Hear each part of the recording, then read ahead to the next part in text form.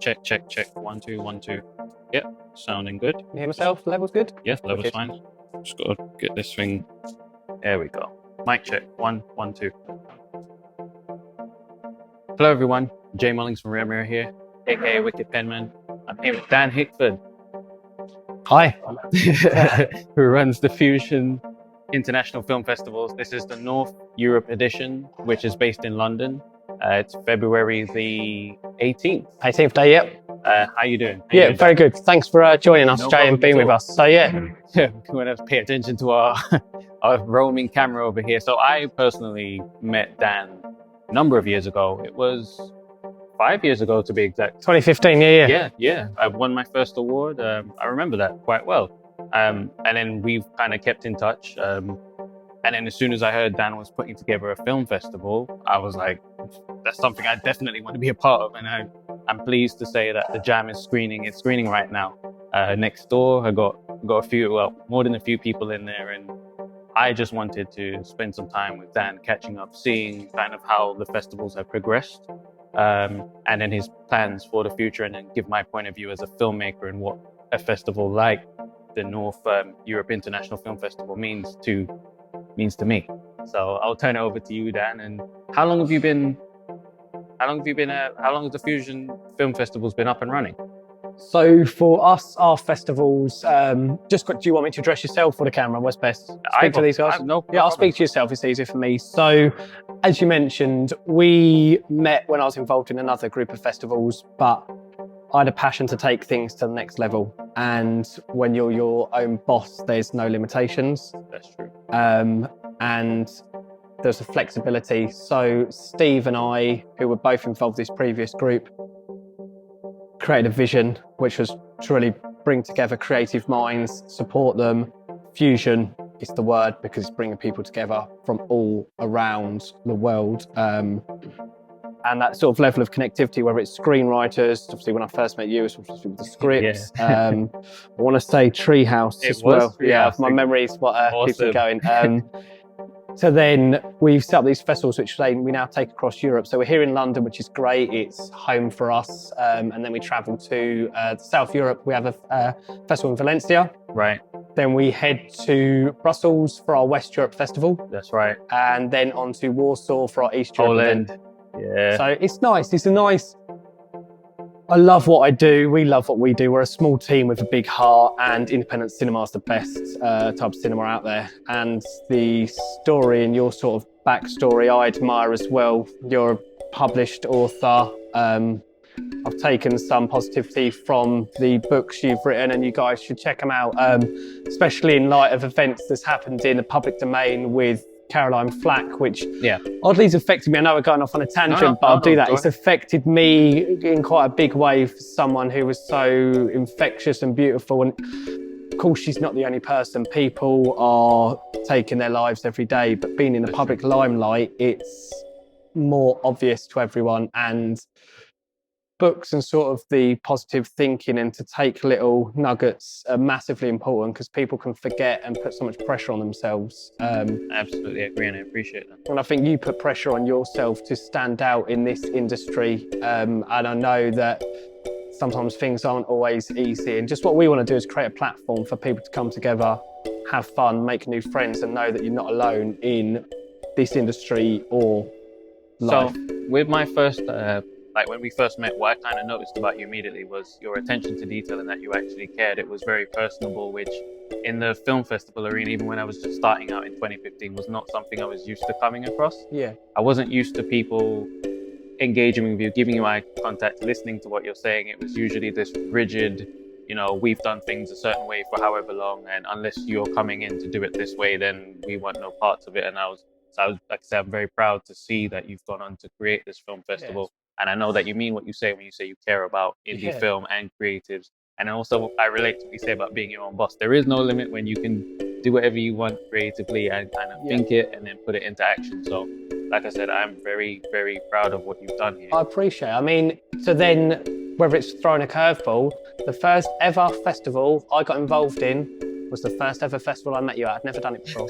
I'd never done it before, but Amazing. I'm a people person, and I studied film, so I've got a degree in film. And then when I finished my degree, I started as a journalist because I like creative writing.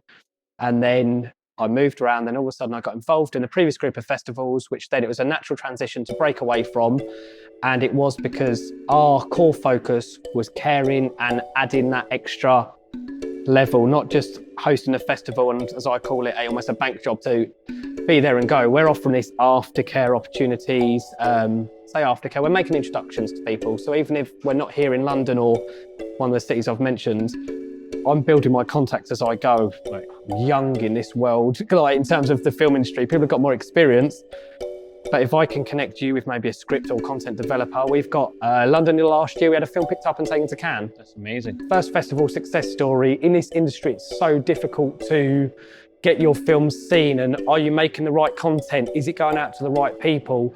But we had a documentary which the distributors came in, they watched, they enjoyed, they acquired it. It's now got international release, and we love that. We had a script last year here, which is back here now as a completed film.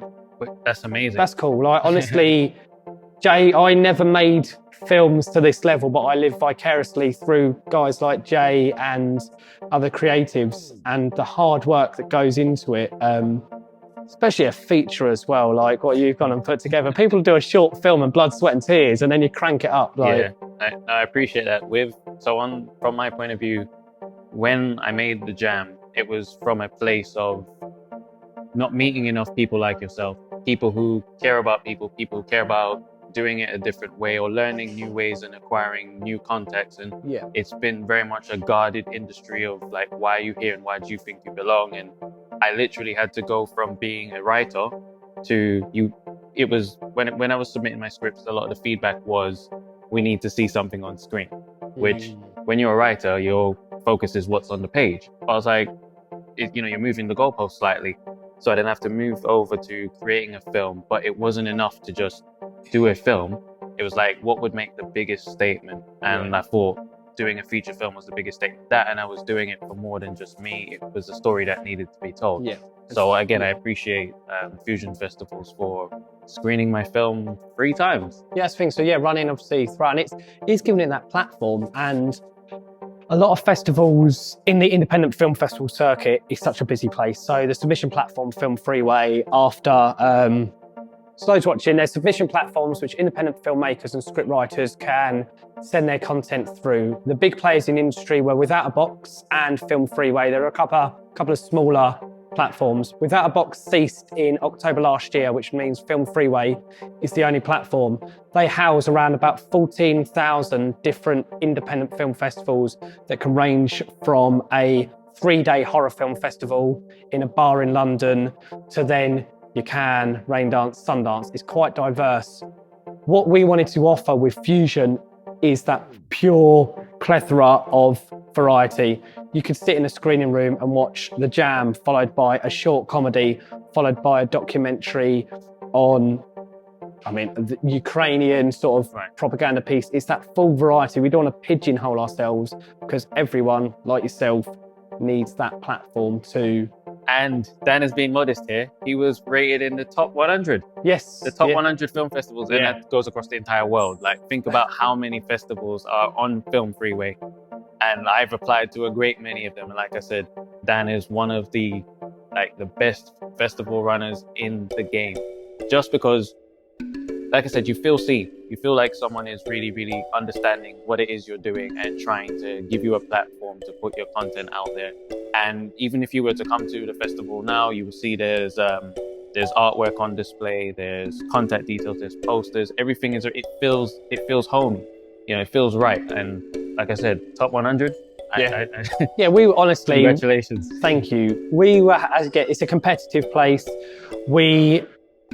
Our brand, as much as it's Fusion, it is Dan and Steve as well. It's personable. Of course, when we're communicating with hundreds of filmmakers per festival, we are potentially sending out the odd few, are you looking to attend? But the rule is that we look after everyone. If I receive an email at 11 o'clock at night from someone in Korea, I'm replying then, because if I wait till it's on my more convenient time, it's then they're asleep and it delays it. So we focus on it, and it is that personal touch. And I think it's that's then allowed with this festival to reach into that top 100, which we're blown away by. And it's a high standard we've set. Very high standard, very high bar. And yeah, the submissions are then growing. And year one, our festivals operate in a space which are a hybrid, because we, at the minute, we're without sponsors, but we're not far from achieving that, because we've got a boutique. We've got a platform that can offer businesses, and our filmmakers aren't just filmmakers. They buy watches, so Rolex. No, but no, that's the thing. We're at a stage where for every 10 festivals that open, 100 close. That's the reality of it, because they don't know their model. We are a group of festivals that have a hybrid business model, because we need to be sustainable. But I'm success and motivated enough that when it comes to if a business is coming on board with us, I'm not interested in my next vehicle or holiday. That money that comes in goes straight back into supporting the independent creatives from all minorities. I will say, as a filmmaker, that was always my concern with a lot of film festivals. It was, do they actually care? Is it about getting to that upper echelon where it's like this big pageant, and every now and then they'll throw a crumb to some filmmaker on the bottom of the rung to make it seem as if they're having an impact. And I don't get this feeling here. Like I said, I've known Dan for 5 years now, and he's always been this way from his first film festival. Yeah, that's the thing. Yeah, it is. I'm still learning, and I don't know everything. All I know is myself, Steve, and Stephen, who's off camera, and we've got a couple of wonderful volunteers. Shout out to Stephen. The man's over there. But we've got a couple of volunteers that have joined us this week, and we had a couple of wonderful girls that joined us last year, who were actresses last year. So we're just building this little community. And the truth is, I think obviously, especially with someone like yourself, and I'm just obviously giving us for cursing, but you can have a bullshit radar that you can sense when festivals are and aren't.